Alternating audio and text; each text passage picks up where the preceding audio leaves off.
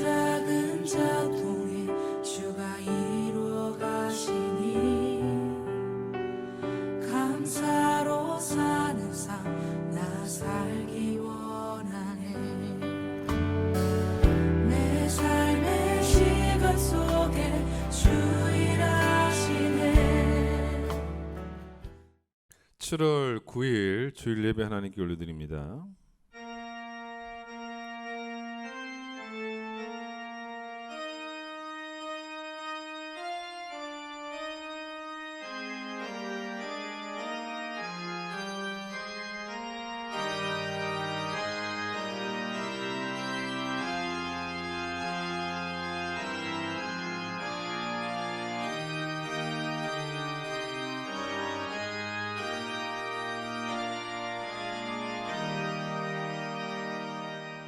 할렐루야. 우리 하나님을 찬양하는 일이 선함이요 찬송하는 일이 아름답고 마땅하도다.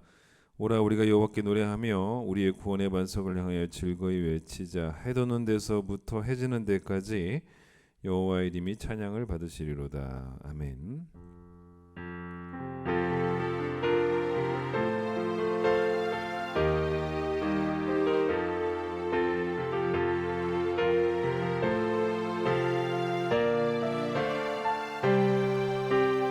왕이신 하나님 높임을 받으소서. 찬양하리라 영원히 높임을 받으실 그 이름 찬양하리라.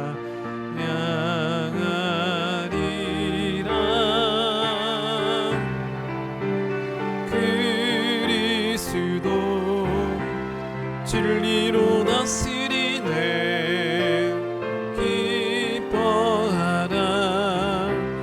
땅이여 찬양하라. 거룩하신 그 이름 높이리라. 거룩하신 그 이름 높이리라. 우리의 죄를 고백합니다.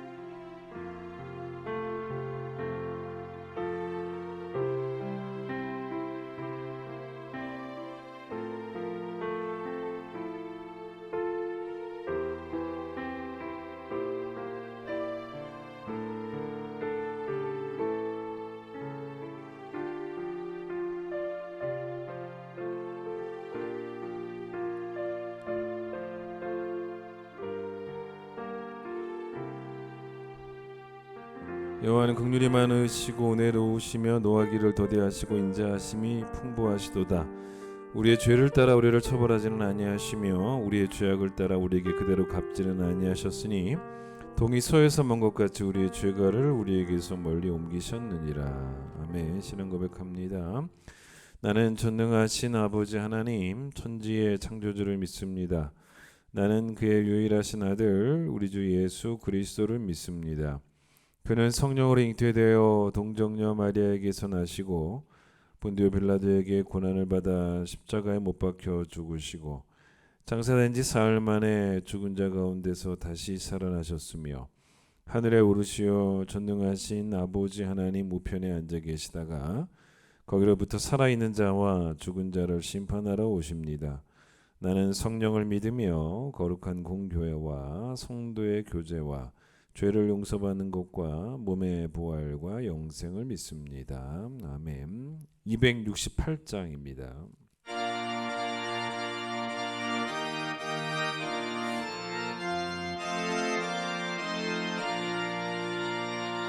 죄에서 자유를 얻게 함은 보혈의 능력 주의 보혈 시험을 이기고 승리하니 참 놀라운 능력이로다. 주의 보혈 능력이 또다. 주의 피 주의 보혈 그 어린 양의 매우 귀중한 피로다. 육체의 정욕을 이기림은 보혈의 능력, 주의 보혈 정결한 마음을 얻게 하니 참 놀라운 능력이로다. 주의 보혈 능력이 또다. 주의 피 믿으오. 주의 보혈 그 어린 양의 매우 귀중한 피로다. 눈보다 더 희게 맑히는 것 보혈의 능력, 주의 보혈 부정한 모든 것 맑히시니 참 놀라운 능력이로다. 주의 보혈 능력이 또다. 주의 피 믿으오. 주의 보혈 그 어린 양의 매우 귀중한 피로다. 구주의 복음을 전할 제목 보혈의 능력, 주의 보혈 날마다 나에게 찬송 주니 참 놀라운 능력이로다. 주의 보혈 능력이 또다. 주의 피 믿으오. 주의 보혈 그 어린 양의 매우 귀중한 피로다. 시편 103편 1절로 5절. 내 영혼아 여호와를 송축하라. 내 속에 있는 것들아 다 그의 거룩한 이름을 송축하라. 내 영혼아 여호와를 송축하며 그의 모든 은택을 잊지 말지어다. 그가 내 모든 죄악을 사하시며 내 모든 병을 고치시며 내 생명을 파멸해서 속량하시고 인자와 긍휼로 관을 세우시며 좋은 것으로 내 소원을 만족하게 하사 내 청춘을 독수리같이 새롭게 하시는도다. 아멘. 오늘은 김오른 집사님 기도십니다. 기도드리겠습니다. 주님의 사랑을 받을 만한 그 어떤 자격도, 주님의 복음을 위한 그 어떤 능력도 없는 나약한 죄인들을 오직 은혜와 사랑으로 택하여 주시고 그것을 기뻐하시는 자비와 사랑의 아버지 하나님, 거룩한 날에 주님께서 택하신 백성들이 이렇게 한자리에 함께 모여 영과 진리로 주님을 찬양하며 예배드리게 하시니 감사를 드립니다. 이 시간 드려지는 예배를 통해 우리가 소망하는 진정한 자유는 항상 우리 가운데 있는 복음의 진리 안에 있음을 다시 한번 깨닫게 하시고, 죄인에게는 회개와 결단을, 가난한 자에게는 소망의 풍성함을, 부유한 자에게는 겸손과 자비를 배우고 깨닫게 하시어 진정한 자유의 부유함을 주시는 주님을 찬양하는 시간 되게 하시옵소서. 우리의 삶 모든 과정 가운데 참 진리의 말씀이 기준이 되게 하시고 그리스도 예수 안에서 선한 일을 위하여 지으심을 받은 그리스도인의 향기가 풍겨나는 저희들 되게 하여 주시옵소서.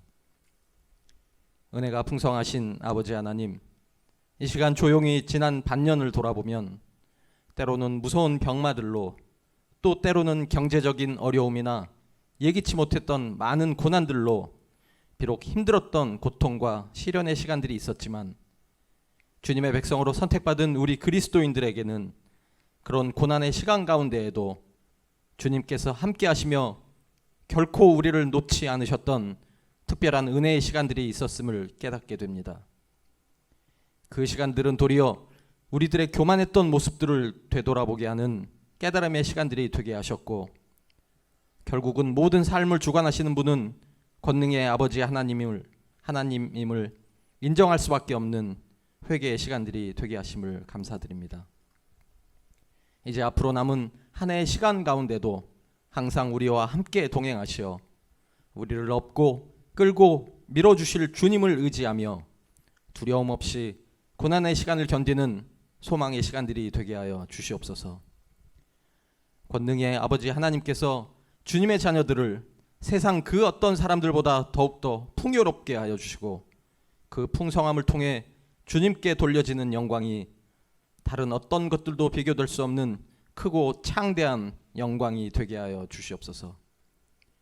아무것도 할 수 없는 우리의 연약함은 도리어 권능의 하나님을 경외하며 그 말씀에 순종하는 굳건함이 되게 하시고 하나님을 사랑하는 모든 주님의 백성들에겐 모든 것이 합력하여 선을 이루게 하실 신실하신 하나님을 믿고 의지하며 고난 가운데도 찬양이 멈추지 않는 승리의 삶이 되게 하여 주시옵소서.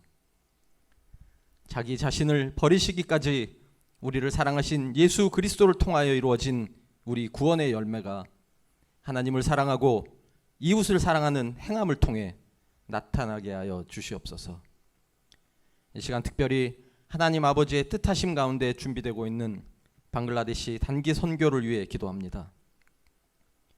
십자가에 매달려 죽기까지 충성하시며 아브라함의 복이 모든 민족에게 미치게 하시려는 하나님 아버지의 약속을 이뤄내신 우리 구주 예수 그리스도의 사랑과 은혜를 세상 끝까지 증언하려는 단기 선교팀의 발걸음마다 성령님이 함께 하시어 능력의 역사가 일어나게 하시옵소서. 하늘 유업을 함께 받을 하나님 아버지의 택하신 백성들을 찾아 저 열방 끝까지 찾아가는 그들에게 권능의 하나님께서 지치지 않는 힘과 능력을 부어주시고 보내지는 자들이나 보내는 자들 모두 함께하는 동역자들을 영접하고 귀히 여기며 한마음 한 성령으로 나아가는 선교 사역이 되게 하여 주시옵소서. 지난주 청년부로부터 시작된 교회학교 각 부서들의 여름 성경학교 위에도 은혜와 축복 내려주셔서 우리의 소중한 아이들이 어려서부터 하나님 아버지를 경외하며 앞으로의 삶의 여정이 주님의 품을 떠나지 않는 아름다운 성령의 사람들로 자라나는 소중한 시간들이 되게 하여 주시옵소서. 이 시간 진리의 말씀으로 맡겨진 어린 양들을 이끌어 나가는 주님의 종을 위해 기도합니다. 모든 성도들이 주님 안에서 새 사람으로 승리하는 삶을 이어갈 수 있도록 선포되는 진리의 말씀에 권능을 부어주시고 갈라디아 교회에서의 거짓 사도들과 다름없이 하나님을 기쁘시게 하기보다 사람들을 기쁘게 하는 비록 천사들일지라도 저주받아 마땅한 왜곡된 사실을 주장하며 주님의 몸 되신 교회를 흔들고 하나님 아버지의 권능으로 안수받은 목회자를 비방하며 한 지체로 한 몸을 이룬 성도들을 이간시키려는 사탄 마귀의 권세에 능히 맞설 수 있는 전신갑주를 던집혀 주시옵소서. 함께 동역하며 맡겨진 주님의 교회에 소명을 다하는 모든 교역자들과 예배를 위해 준비하고 수고하는 모든 손길들 그리고 거룩한 찬양으로 예배의 풍성함을 더하는 찬양대 위에도 은혜와 축복을 내려주시고 이 시간 드려지는 모든 감사와 찬양이 오로지 아버지 하나님의 영광만을 위하여 올려지게 하시고 온전히 주님만이 홀로 영광받는 예배 되게 하시옵소서. 예배의 시종을 성령님께서 함께 하시고 이 모든 간구 항상 우리와 함께 하시는 우리 주 예수 그리스도의 이름으로 감사하며 기도드립니다. 아멘.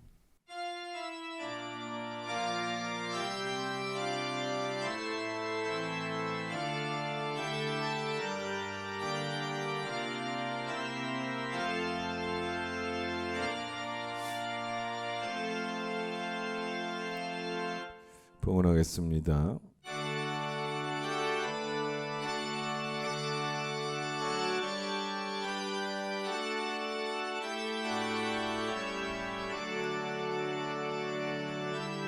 내게 있는 모든 것을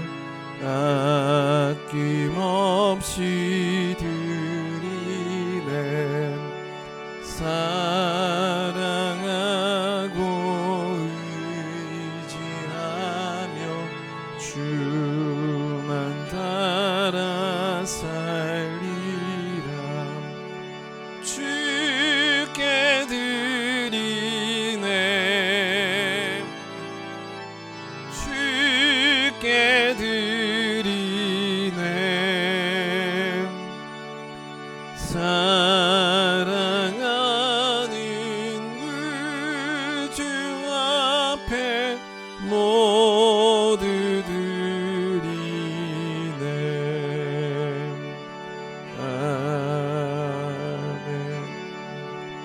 하나님 감사합니다. 오늘 귀한 주의 날을 허락해 주셨습니다. 늘 우리를 깊이 생각하사 우리에게 좋은 것 주시는 하나님 찬양합니다. 우리가 보기에 좋은 것이 아닌 하나님 보시기에 더 좋은 곳으로 우리의 삶을 책임지시고 인도하시며 또 채워주시는 그 놀라운 사랑과 또 놀라운 은총에 참 감사를 드립니다. 오늘도 감사로 제사를 드려 하나님을 영화롭게 하는 예배가 되게 하여 주시고 하나님 찾으시는 예배자 우리 모두가 되게 하여 주시고 하나님 마음에 합한 예배자가 되게 하여 주시며 영이신 하나님께 신령과 진정으로 드리는 예배가 되어질 수 있도록 축복하여 주시옵소서. 주님께 드린 예물 하나님 우리의 마음까지 다 담은 온전한 예물이 되게 하여 주시고 준비할 때도 감사함으로 준비하게 하여 주시며 하나님께 드릴 때 억지로 드리는 자 아무도 없게 하여 주시고 하나님의 은혜 측량할 수 없는 은혜 우리가 어떻게 갚을 수 있겠는가라는 깊은 고백으로 하나님께 열심히 헌금하고 어떻게 감사함으로 헌금하는 모든 성도들이 되어질 수 있도록 하나님께서 축복하여 주시옵소서. 오늘 선포되어지는 말씀 가운데 주의 따스한 말씀에 인도하심을 경험하는 시간 되게 하여 주시고 우리의 영적인 민낯을 보게 하여 주시며 회개하는 시간이 되게 하여 주시고 말씀으로 새롭게 되어지는 귀한 예배가 되기를 소망하며 예수님의 이름으로 기도드립니다. 아멘. 교회 소식을 전하겠습니다. 제가 이번 주 10일부터 13일까지 또 17일부터 22일까지 여름 휴가를 다녀오도록 하겠습니다. 위에서 여러분도 기도해 주시기를 바랍니다. 교회학교 성경학교 및 수련회 계속되어집니다. 지난 금요일 토요일 청년부 수련회 잘 끝마쳤고요. 이제 이번 주 금토는 유년부입니다. 유년부 아이들 보내주시고 또 위에서 기도해 주시기를 바라고 또 끝날 때까지 잘 마칠 수 있도록 여러분 또 관심 가져주시고 기도로 도와주시기 바랍니다. 새신자 최강식, 정보영, 황호주, 장병두, 김승한, 김형일 6분의 형제님 모셨습니다. 찬양하겠습니다.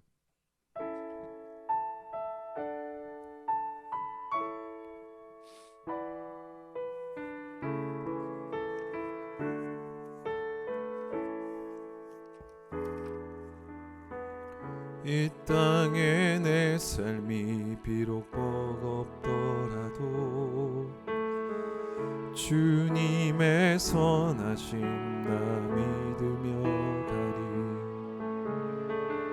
이 작은 자통에 주가 이루어가시니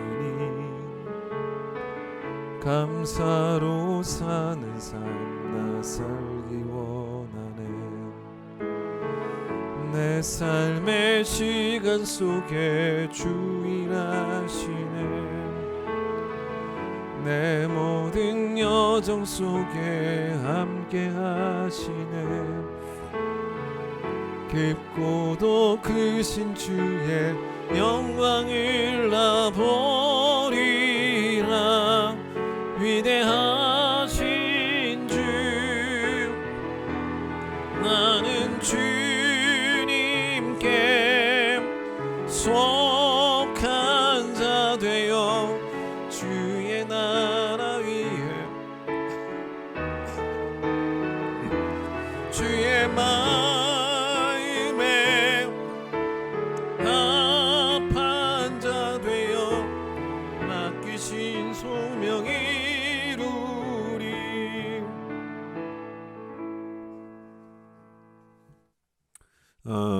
미련을 남긴다라는 말이 있죠. 국어사전에는 뭐라고 나오냐면 품었던 감정이나 생각을 딱 끊지 못하고 사는 걸 미련을 남긴다라고 말합니다. 미련을 남긴다라는 말은 보통 썩 좋은 의미로는 쓰이지는 않죠. 그러니까 미련을 남기는 게 미련한 거죠. 우리가 죄를 대하는 태도가 어떤가? 혹시 우리가 미련을 남기고 있지는 않는가? 확실하게 끊어야지. 좋은 것도 아닌데 우유부단한 태도를 취하고 있지는 않은가 한번 돌아보아야 될 것 같습니다. 그래서 성경은 회심을 묵은 땅을 기경하는 것이라고 말을 할 때 씨를 뿌리고 또 열매를 결국 거두려면 묵은 땅을 다 완전히 갈아 엎어 버려야 된다는 거죠. 묵은 땅은 딱딱한 땅입니다. 딱딱한 땅으로 씨가 알아서 뚫고 들어가지 않습니다. 땅을 갈아 엎어서 그 위에 씨를 뿌려야 되는 것이기 때문에 호세아 10장 12절에 묵은 땅을 기경하라라고 나오는데 이 부분이 어떻게 나오냐면 그 앞부분을 읽어드리면 공의를 심고 인애를 거두라 너희 묵은 땅을 기경하라 이렇게 나옵니다. 우리가 뿌려야 될 씨는 행위의 씨죠. 공의라는 거예요. 죄의 행위를 뿌리면 안 되고 그러니까 죄를 뿌리고 죄의 열매를 거두는 게 아니라 공의를 뿌리고 인애를 거두라는 것입니다. 그렇게 되기 위해서 일단은 뭘 해야 되냐면 묵은 땅을 갈아 엎어야 된다는 거죠. 그러니까 이전의 죄는 미련 남기지 말고 다 버리고 떠나라는 것입니다. 묵은 땅 가운데서 일부만 기경하는 그런 농사는 없습니다. 쓸모없는 땅이어서 기경을 안 하는 게 아니라 기경을 안 하니까 쓸모없는 땅이 되어버린 거죠. 소돔과 고모라를 하나님이 이제 멸하실 때 벌하실 때 천사들이 롯에게 했던 말이 뭐였냐면 너 빨리 아내와 두 딸을 데리고 이 성을 떠나라. 하나님이 이 성을 멸하시기 전에 먼저 피하라 떠나라. 그런데 떠나면서 절대로 뒤를 돌아보지 말고 그렇게 피하라라고. 그래서 하나님이 이제 소돔과 고모라에 막 유황과 불을 막 비처럼 내리셨다라고 성경이 말하는데 그때 이제 롯의 일가족이 도망을 나오고 있죠. 그때 어떤 일이 벌어졌냐면 롯의 아내가 뒤를 돌아봅니다. 그게 큰 실수였죠. 그 순간 롯의 아내가 소금 기둥이 되는 이야기가 성경에 나옵니다. 이 이야기의 상징성을 이해하는 건 그리 어렵지는 않습니다. 우리에게 하나님이 요구하시는 것은 조금도 지체함 없이 빨리 영적인 소돔과 영적인 고모라로부터 떠나라는 것이죠. 뒤를 돌아보고 그리워서 다시 돌아갈 만한 곳이 소돔과 고모라는 아니라는 것입니다. 아마 롯의 아내는 마지못해서 남편을 따라오지 않았을까. 롯의 아내에게는 소돔과 고모라에 두고 오는 것들이 아까운 거죠. 미련을 남긴 것입니다. 왜냐하면 소돔과 고모라는 롯의 아내에게는 살기 좋은 동네였던 겁니다. 왜냐하면 죄 짓고 살기에. 그런데 그런 동네를 떠나는 것이 뭐 꽤나 아쉬웠던지 결국은 뒤를 돌아보다가 하나님의 벌을 받아서 소금 기둥이 된 이야기입니다. 복음서에 예수님의 말씀들이 이렇게 기록이 되어 있지 않습니까? 여러분 성경책 보시면 이제 빨간색으로 쓰여진 글씨들이 다 예수님 말씀인데 예수님이 구약의 인물들을 이렇게 설교하시고 말씀하시면서 이렇게 별로 많이 언급은 하진 않습니다. 뭐 그래봐야 뭐 아브람 정도, 모세 정도, 구약에 얼마나 많은 인물이 있습니까? 별로 언급 안 하십니다. 그런데 예수님이 구약의 인물 중에 언급했던 사람 중에 누가 있냐면 몇 명 안 되는데도 불구하고 누가 있냐면 롯의 아내가 있습니다. 그러니까 누가복음 17장 32절에 예수님께서 뭐라고 말씀하시냐면 롯의 철을 기억하라 이렇게 말씀하십니다. 그러니까 좋은 예로 기억하라는 말씀이 아니고 나쁜 예로. 그러니까 롯의 철을 기억하면서 우리는 그러지 말자라는 다짐을 하라는 거죠. 롯의 처가 누구였냐는 거예요. 세상에 대한 애착이 너무 많았던 사람. 쉽사리 떠나지 못했던. 근데 이 말씀은 이제 어떤 배경에서 나온 말씀이었냐면 누가복음 17장 31절 32절 이렇게 두 절을 같이 보면 좋아요. 들어보세요. 그날에 만일 사람이 지붕 위에 있고 그의 세간이 그 집 안에 있으면 그것을 가지러 내려가지 말 것이요 밭에 있는 자도 그와 같이 뒤로 돌이키지 말 것이니라. 롯의 철을 기억하라. 예수님이 하셨던 말씀입니다. 지붕 위에 있다는 게 좀 이상하지 않습니까? 우리 가운데 누가 지붕 위에 있습니까?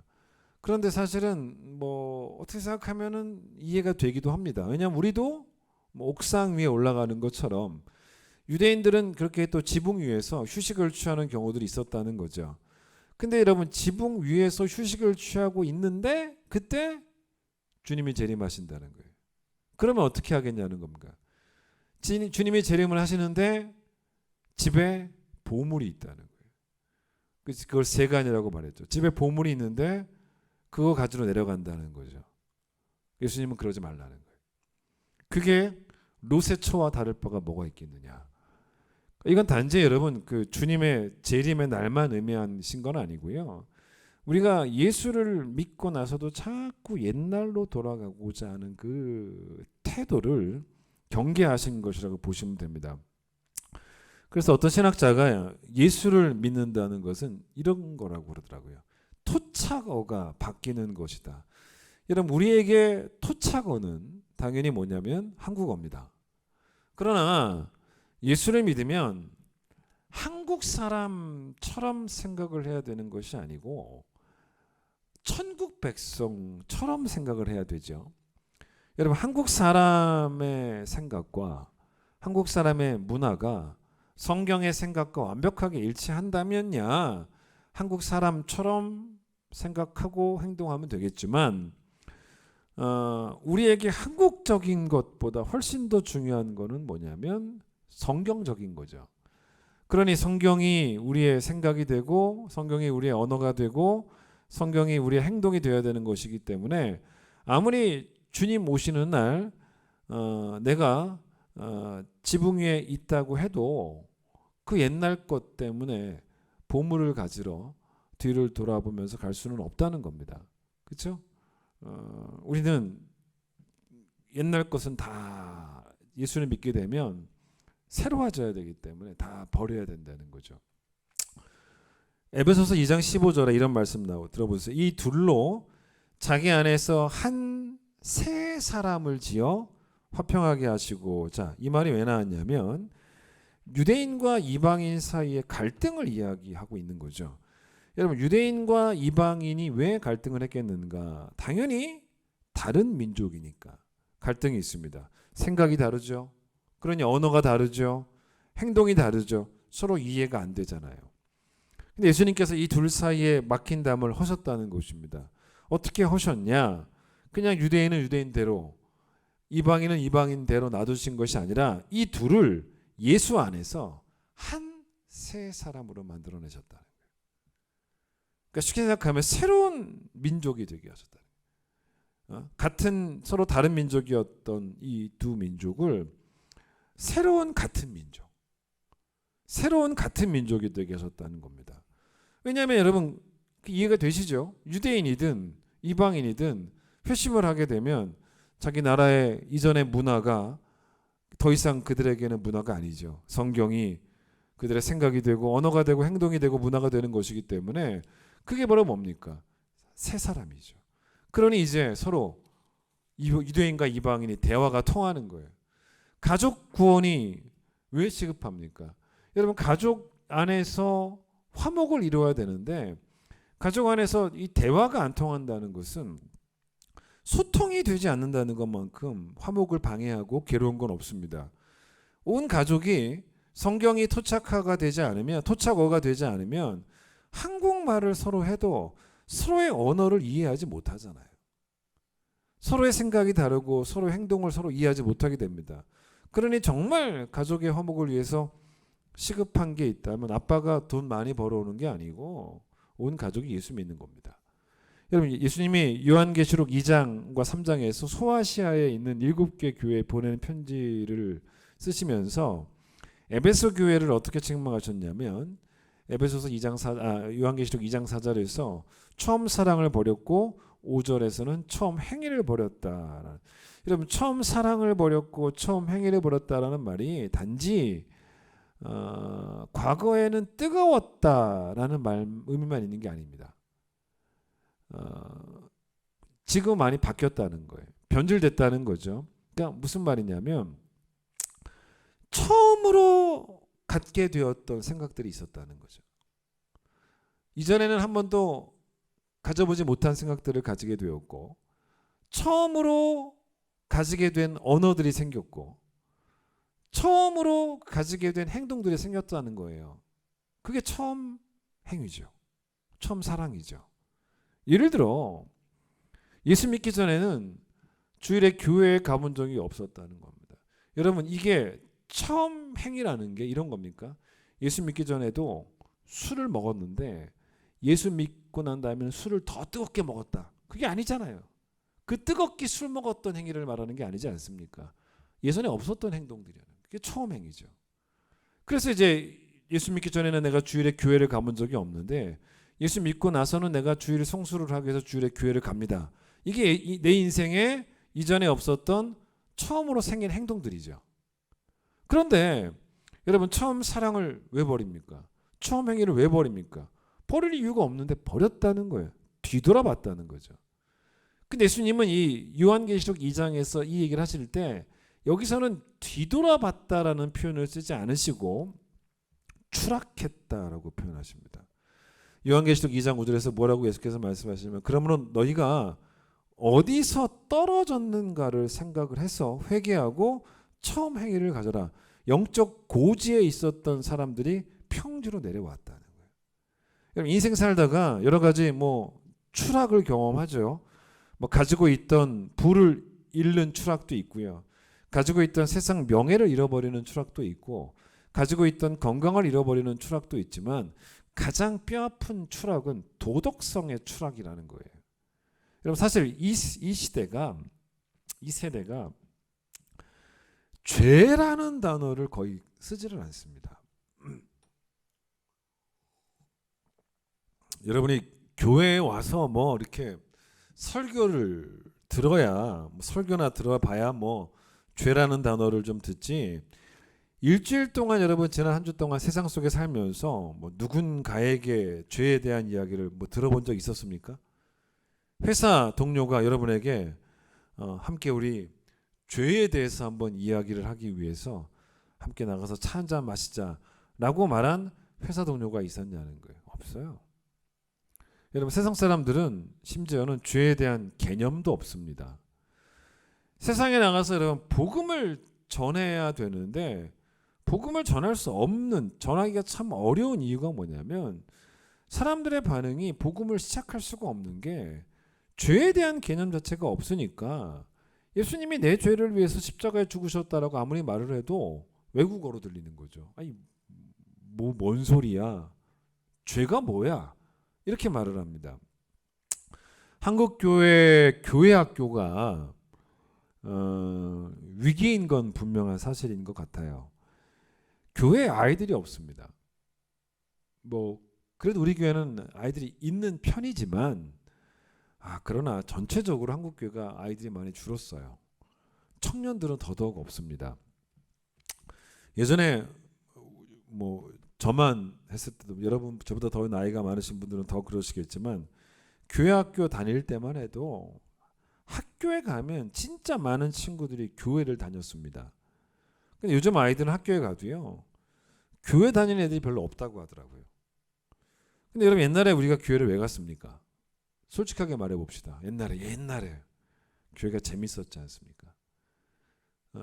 언니 오빠들 다 모여있고 연애도 할 수 있고 세상에서 제일 재미난 곳이 그 당시는 교회였습니다. 교회 가면 먹을 것도 많이 주고 부모는 돈이 없어서 수영장을 못 데려가도 교회는 여름 성경학교 때 교회에서 돈을 다 대주며 수영장도 데려가 주고 얼마나 교회가 좋았습니까? 그래서 어떻게 시작되었든지 간에 그렇게 우리가 교회에 첫 발을 디딘 그런 경우들도 많았다는 거죠. 근데 결국 그렇게 첫 발을 디딘 게 복이 돼서 우리가 복음을 인격적으로 만나게 되었고 성령을 체험하게 되었고 이제는 우리가 교회 일꾼으로 살아가고 있는 현재 내가 되었다는 거예요. 근데 요즘 아이들은 교회가 재미가 없습니다. 여러분 교회보다 재미있는 곳이 세상에 널려 있습니다. 여러분 교회에 가는데 이악 물고 가는 애들이 많다는 거죠. 교회 가느니 다른 데 놀러 가고 공부에 워낙 또 시달리다 보니까 교회 가느니 차라리 그 시간에 공부를 합니다. 우리 교회 고등부가 올 여름인가요? 작년 여름이었죠? 작년 여름이었나요? 하여튼 제주도로 수련회를 다녀왔습니다. 여러분, 교회가 제주도로 수련회 가는 시대입니다. 그래도 안 간 애들이 있어요. 더 재밌는 게 많으니까. 이런 시대가 됐습니다. 예? 그러니까 여러분, 공부에 시달리는 아이들이 교회에 가서 전우사님의 말씀 듣기보다는 차라리 그 시간에 선생님 강의 듣겠다는, 학원 가서 영어 듣겠다는 거예요. 여러분, 이런 세대 한복판에서 복음을 가지고 죄에 대한 이야기를 한다는 것 자체가 시대에 뒤떨어진 이야기가 되는 거죠. 아니, 세상에서는 아무런 문제가 되지도 않는데 왜 교회만 오면 자꾸 그걸 문제로 삼냐는 거예요. 여러분, 그런데 그렇다고 해서 우리가 세상 편을 들면 되겠습니까? 세상이 옳다고 말하면 되겠습니까? 진리는 시대 정신과 손잡지 않습니다. 진리는 유행이 없어요. 이사야 40장 7절, 꽃은 시들고 풀은 마르지만 하나님의 말씀은, 진리는 영원히 서리라. 저는 이 말씀을 믿거든요. 여러분, 이 세대가, 이 시대가 영광스럽게 보고 있는 것들, 그게 꽃처럼 화려한 모습일지는 모르겠지만 언젠가는 그 꽃도 시들고 새로운 꽃이 또 핍니다. 또 그때는 또 새로운 꽃을 보면서 그게 영광스럽다 말을 해요. 또 시들고 또 다른 꽃이 핍니다. 여러분, 그렇게 이 세대는 계속 바뀐다는 거예요. 그런데 모든 게 바뀔 때 바뀌지 않는 게 하나 있다면 진리라는 거예요. 하나님의 말씀은 영원부터 영원까지 바뀌지 않았다는 겁니다. 않을 것이라는 거죠. 창세기 1장에 아담과 하와가 창조될 때 그들이 범했던 그 원죄, 그 죄의 개념이 지금도 안 바뀌었다는 거죠. 그때 그들이 했던 행동이 죄였던 것처럼 지금도 죄라는 거예요. 여러분, 세상이 괜찮다고 아무리 말해줘도 성경이 말하는 죄의 개념은 우리를 정죄합니다. 세상은 우리에게 틀렸다는 말을 좀처럼 해주지를 않아요. 아니, 정확히 말하면 세상은 그렇게 말할 자격도 없어요. 심지어 여러분, 목회자도 성도들의 눈치를 보는 그런 시대가 됐습니다. 교회 안에서조차도 죄라는 단어가 점점 줄어듭니다. 일주일 동안 고생한 성도들이 주일에 교회에 와준 것만으로도 감사해야 되는, 예배 시간 1시간 잘 쉬다 가시라고 그렇게 목회자들이 서비스를 합니다. 립 서비스를 합니다. 설교를 합니다. 여러분, 그러나 교회에 와서조차도 죄에 관한 설교를 듣지 못하고 교회에 와서조차도 내 영혼이 불편함을 느끼지 못한다면 우리의 일상은 나로 하여금 죄를 떠나는 결단을 절대로 하지 못하게 만드는 너무 편한 일상입니다. 사실은. 여러분, 진리는 우리를 불편하게 만들어야 진리인 거예요. 그래도 될 것 같은데 진리는 그러지 말라고 하고요. 그러지 말아야 될 것 같은데 진리는 그러라고 합니다. 그 불편함이 싫어서 다시 돌아가나요? 그 불편함이 싫어서 추락할 겁니까? 그 불편함을 피해가는 게 아니라 그 불편을 감수하고 내게 남아있는 죄들을 남김없이 제거를 하고 그 죄를 떠나는 결단들. 성경에 죄에 대한 정의가 나오죠. 성경의 정의가 우리에게 정의가 돼야 돼요. 성경의 죄를 뭐라고 요한 1서 3장 4절에서 뭐라 그러냐면 죄는 불법이다라고 말을 합니다. 기대했고 들었는데 별게 아닌 것 같죠. 불법이란 말이 뭡니까? 법을 어기는 거라는 거예요. 무척 당연한 이야기죠. 그래, 법을 어기는 게 죄지. 당연한 이야기처럼 들립니다. 그런데 이 얘기를 어떻게 들어야 되냐면 이 얘기를 들을 때 우리가 생각하는 법정이 어디냐는 거예요. 법정이 어디냐에 따라서 개념이 바뀌는 거예요. 세상 법정을 말하는 게 아니라는 거예요. 하나님의 법정을 말한다는 것입니다. 세상의 재판관 앞에서 고개 숙이는 게 아니고 하나님이라고 하는 재판관 앞에서 고개 숙이는 걸 말하는 거예요. 그러니까 하나님이 정하신 법을 어긴 것. 하나님은 입법자죠. 근데 하나님은 또한 재판관이에요.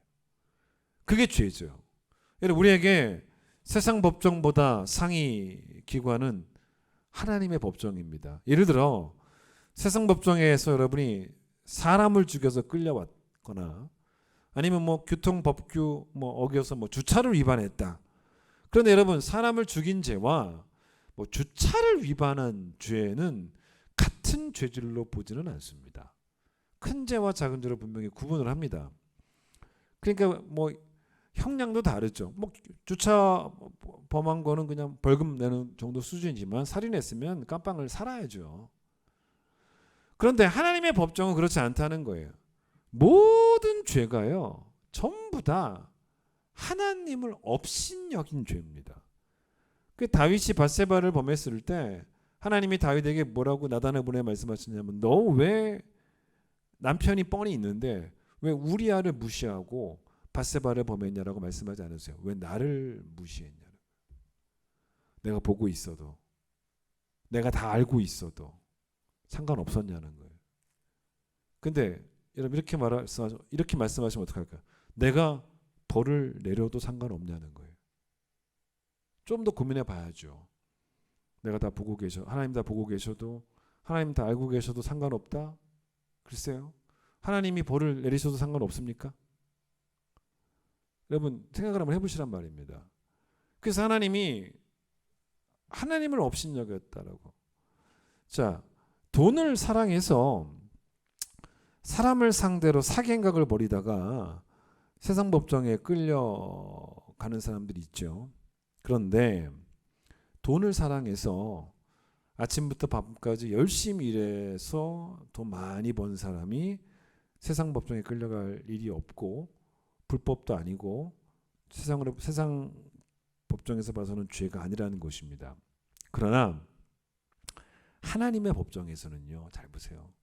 돈을 사랑해서 남을 상대로 사기 행각을 벌이든 돈을 사랑해서 열심히 돈을 벌든 다 불법이라는 거예요. 왜요? 돈을 사랑했으니까.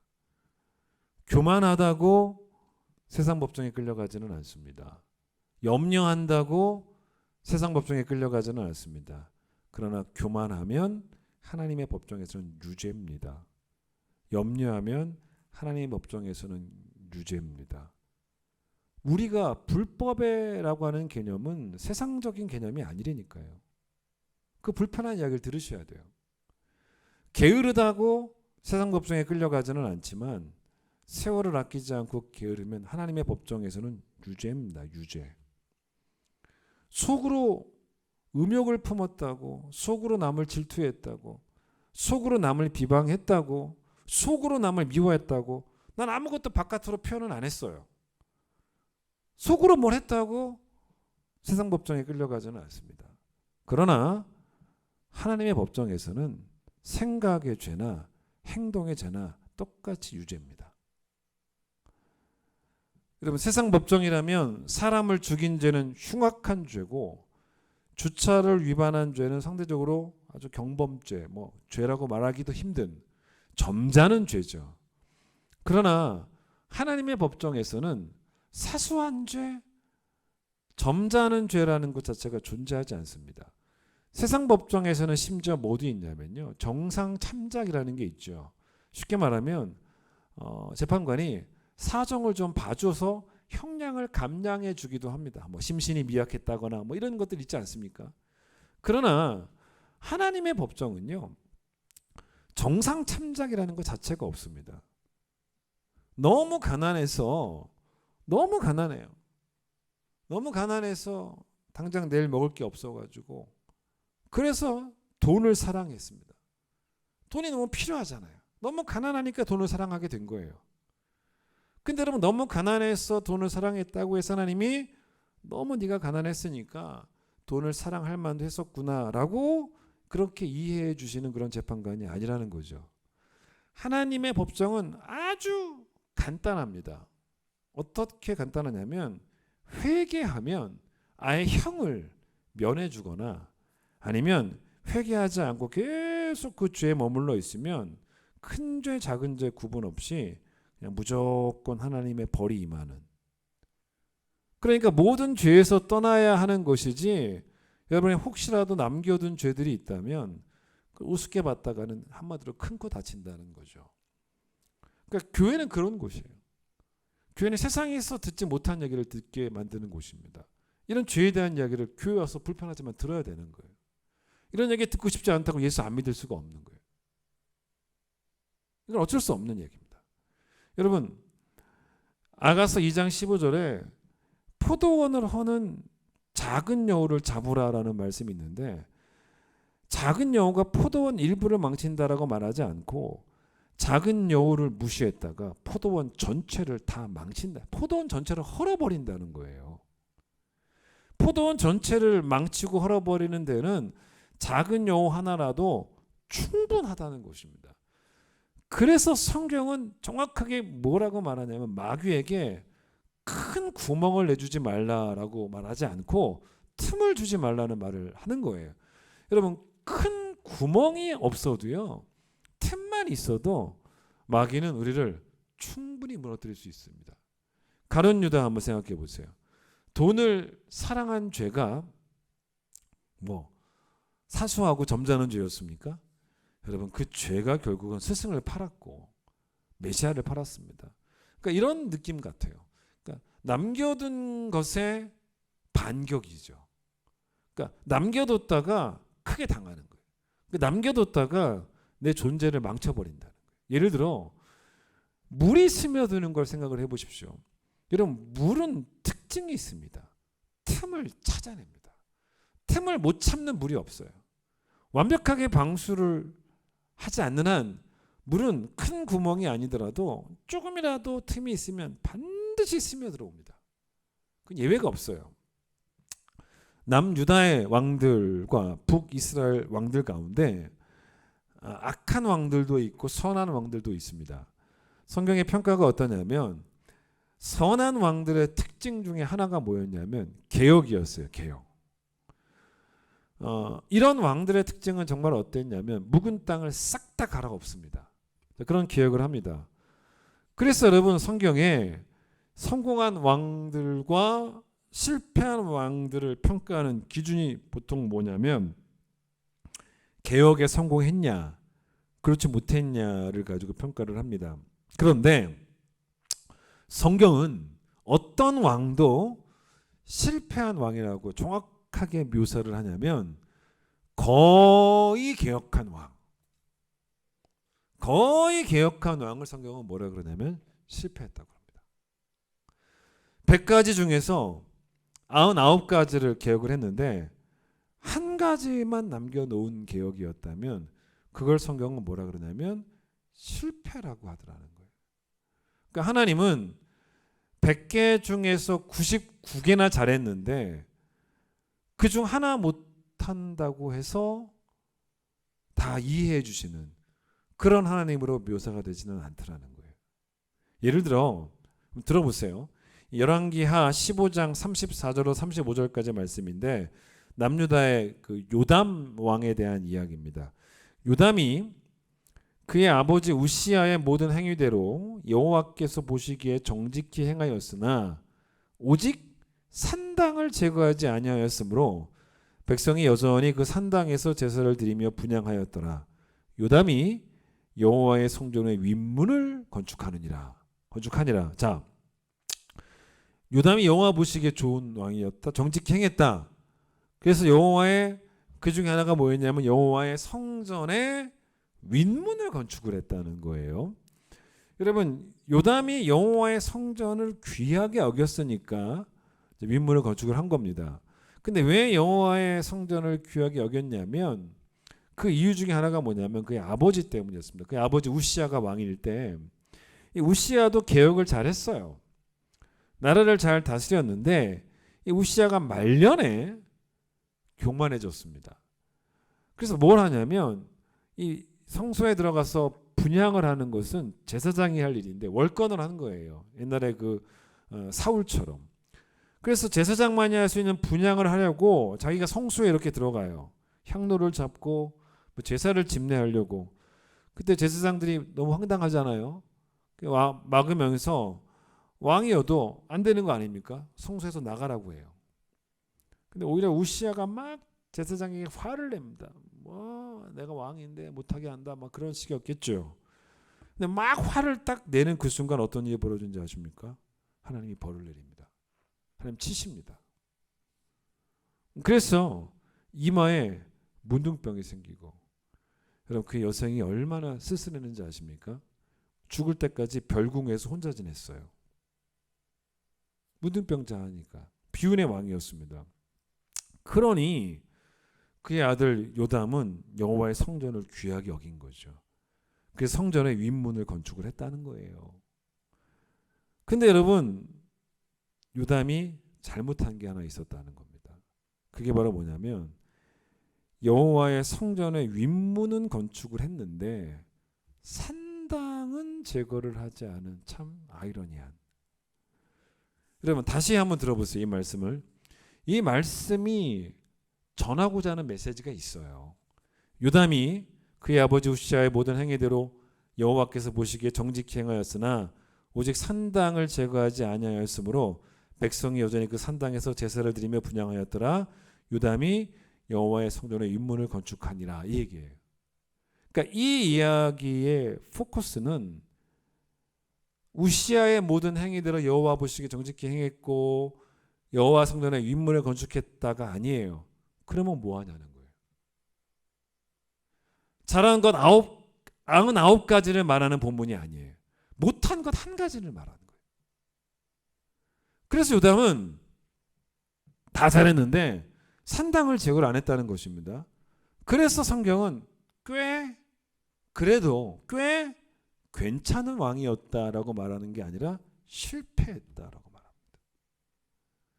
여러분 사실 이렇게 오직 산당을 제거하지 않았다, 이렇게 남겨놓은 거죠.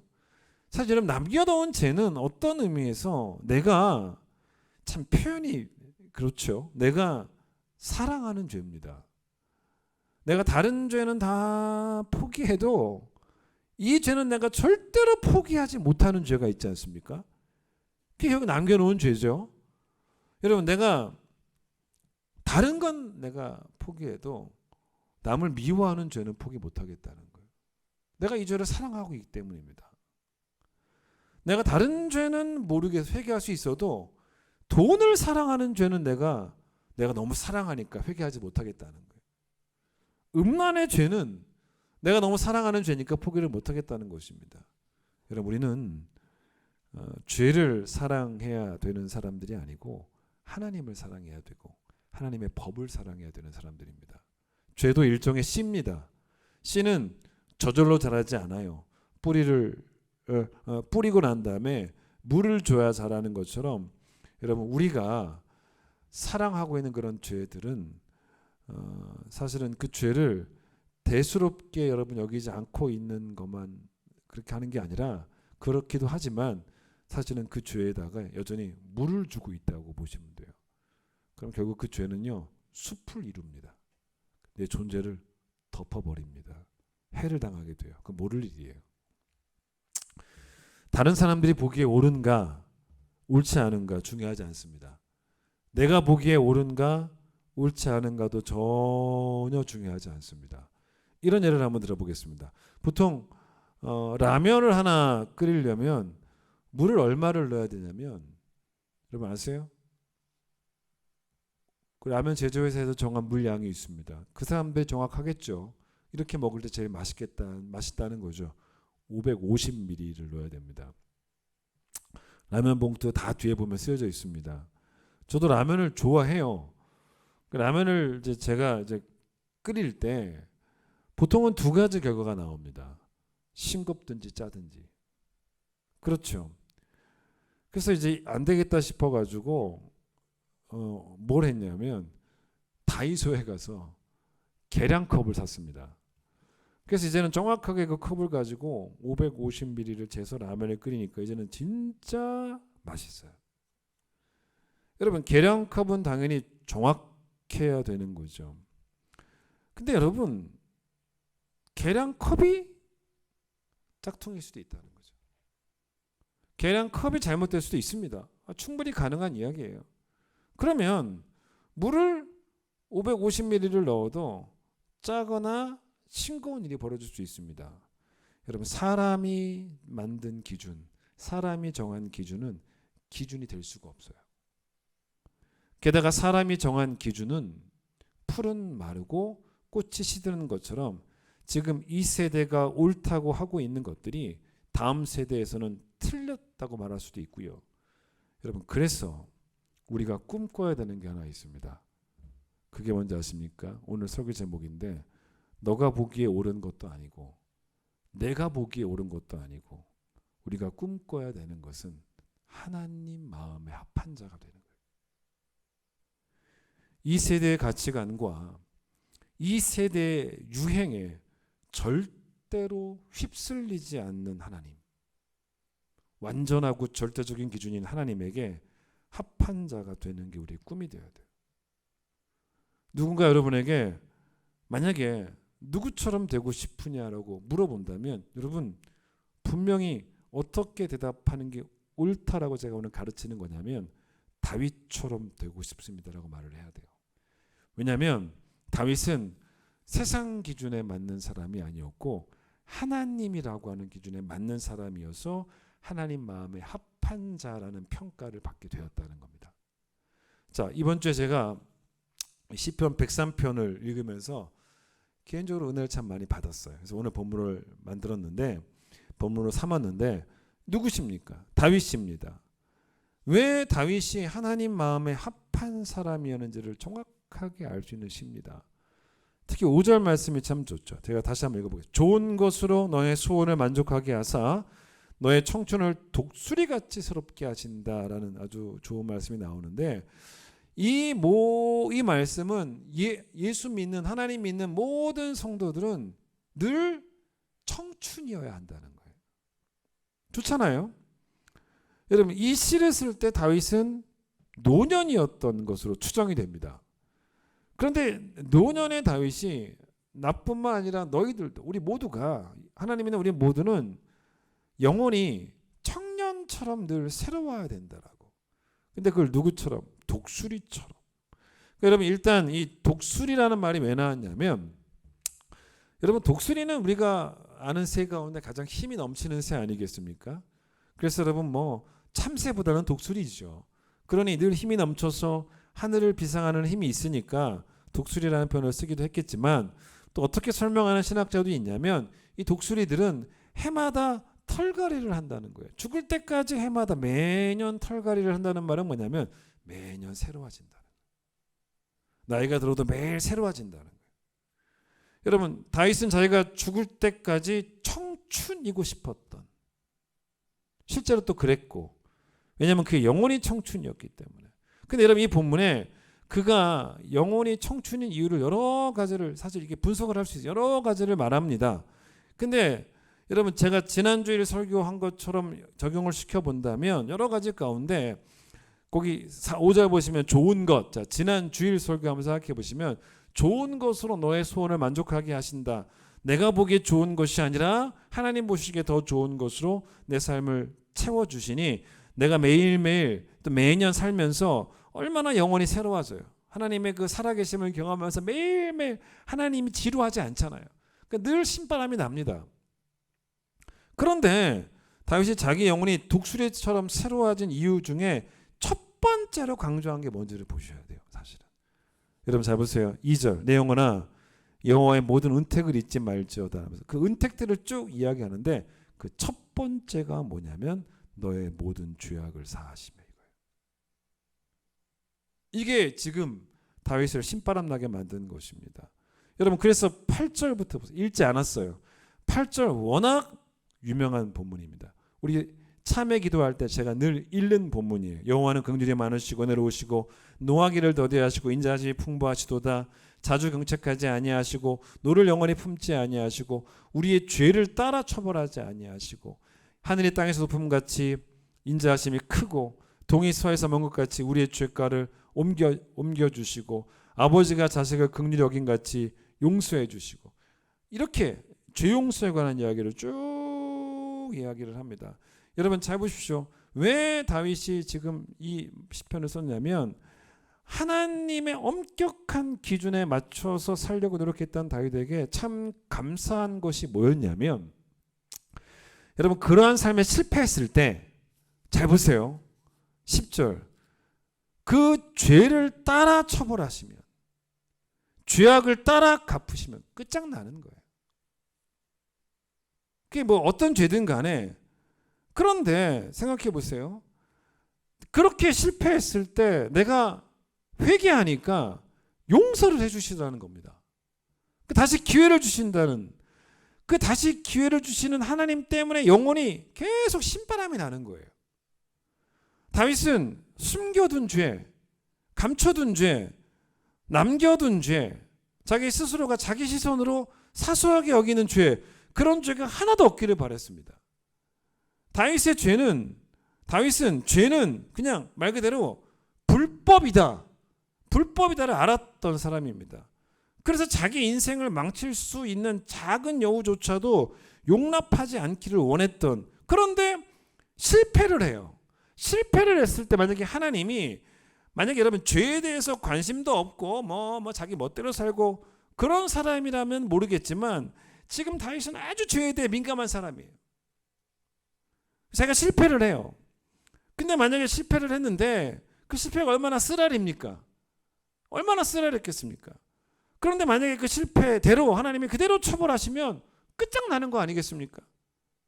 그래서 하나님이 도저히 용서하지 못하는 그런 실패가 된다면 다윗은 지독한 아픔 속에 빠졌겠지만 자기의 실패를 철저하게 토해내고 아파하니 하나님이 다 용서해 주시고 다시 기회를 주시는 그 죄사함의 은혜가 얼마나 귀한 건 줄 알았기 때문에 오전에 그가 말하는 좋은 것 중에 어쩌면 1번이 제가 보기에는 죄사함이었다는 거죠. 그걸 알고 있었기 때문에 다시 그의 영혼은 청춘으로 회복이 되고 독수리처럼 새로워졌어. 다시 힘을 내서 죄와 정면 승부를 했었다는 겁니다. 그렇기 때문에 이 사람의 결론이 결국 어떻게 된 건지 아십니까? 다윗은 결론적으로 하나님 마음에 합한 사람이라는 결과를 얻게 되었다는 거예요. 내 마음대로 내 뜻대로 살지 마시고 여러분 철두철미하게 모든 죄로부터 떠나는 결단과 행동이 우리 모두가 취하는 행동이 되어서 우리도 꼭 다윗처럼 하나님 마음에 합한 자가 되는 축복이 있기를 간절히 축원드리겠습니다. 찬양하겠습니다.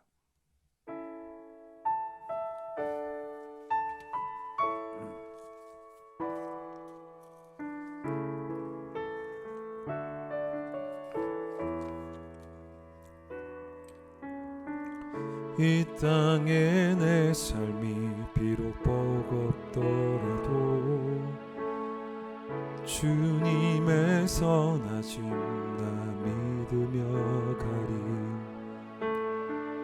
이 작은 자통에 주가 이뤄가시니 감사로 사는 삶 나 살기 원하니. 내 삶의 시간 속에 주 일하시네. 내 모든 여정 속에 함께 하시네. 깊고도 크신 주의 영광을 나 보리라. 위대하신 주 나는 주님께 속한 자 되어 주의 나라 위해 전심으로 살리라. 주의 마음에 합한 자 되어 맡기신 소명 이루리. 이 땅의 내 삶이 이 땅에 내 삶이 비록 버겁더라도 주님의 선하심 나 믿으며 가리. 이 작은 자통에 주가 이뤄가시니 감사로 사는 삶 나 살기 원하네. 내 삶의 시간 속에 주 일하시네. 내 모든 여정 속에 함께 하시네. 깊고도 크신 주의 영광을 나 버리라. 위대하신 주 나는 주님께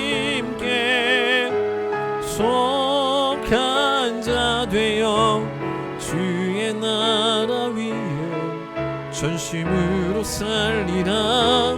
주의 마음에 합한 자 되어 맡기신 소명 이루. 나는 주님께 속한 자 되어 나는 주님께 속한 자 되어 주의 나라 위에 전심으로 살리라. 주의 마음에 합한 자 되어 맡기신 소명 이루리. 하나님, 우리가 예수를 믿게 되었다는 것은 주님께 속한 자가 되었다는 것입니다. 세상에 속했으면 세상에 합한 자가, 세상의 가치관에 합한 자가 되면 되겠지만 우리는 주님께 속했기 때문에 하나님 마음에 합한 자가 되어야 되는 것을 오늘 말씀을 통해 배울 수 있게 하시니 참 감사합니다. 죄에 대한 이야기를 듣고 또 내가 외면하고 숨겨두고 감춰두고 심지어는 대수롭지 않게 여겼던 그런 죄들까지도 다 토해내고 버려야 된다는 것을 오늘 말씀을 통해 들었는데, 하나님 다시 용기를 내어 죄와 정면 승부하게 하여 주시고 이기게 하시고 버리게 하시고 떠나게 하셔서 어떤 것도 작다고 과소평가하지 말게 하시고 팀이 우리를 무너뜨리고 작은 여우가 전체 포도원을 헐어버릴 수 있게 되는 것처럼 하나님, 우리도 매일매일 하나님의 말씀의 원칙대로 살아가는 모든 성도들이 되어줄 수 있도록 축복해 주시기를 간절히 소망합니다. 우리 언어가 바뀌고 우리 생각이 바뀌고 또 우리 행동이 바뀌게 하여 주시고 그 어떤 주저하거나 타협과 물러섬과 뒤돌아봄과 추락이 없게 하여 주시고 더 깊어지고 또 넓어져서 하나님 마음에 합한 삶을 살아가는 모든 성도들이 되어질 수 있도록 하나님 축복하여 주시옵소서. 우리의 청춘을 독수리처럼 새롭게 하시는 하나님, 오늘도 우리에게 죄사함의 은혜를 주셔서 다시 출발할 수 있도록 기회를 주신 하나님을 찬양합니다. 최선을 다하여 하나님 영광 위에 살아가는 모든 성도들이 되어질 수 있도록 주님이 축복하여 주시옵소서. 이전에 있으면 놀라우신 은혜와 하나님의 변치 않는 사랑과 성령의 역사심이 주의 마음에 합한 자가 되기를 소망하는 모든 성도들 위해 함께 하시길 간절히 축원하옵나이다. 아멘.